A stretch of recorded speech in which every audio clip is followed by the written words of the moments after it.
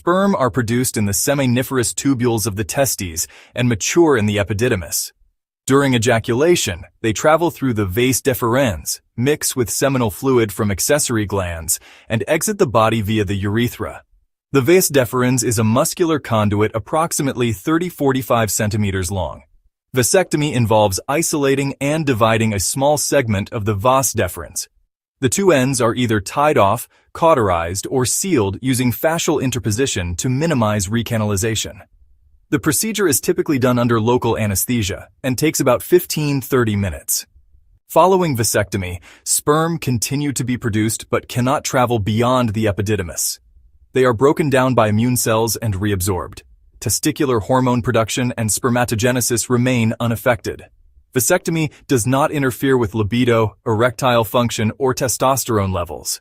Ejaculate volume remains nearly the same, as sperm comprise less than 5% of total semen volume. Vasectomy reversal, or Vasovasostomy, is performed under an operating microscope. The surgeon reconnects the inner lumen of the vas deferens using ultrafine sutures to restore sperm transport.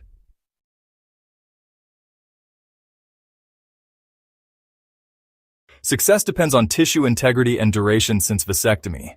If sperm are absent in the vasal fluid due to secondary blockage, a more complex procedure called vasepididymostomy is required. This connects the vas deferens directly to the epididymal tubules. Sperm may return to the ejaculate within a few weeks to months after successful reversal.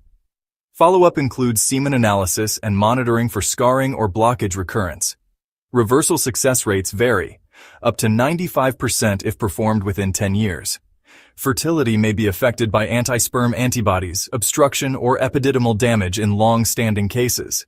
Vasectomy is a reliable and permanent birth control method, but reversal offers a potential path to fertility restoration.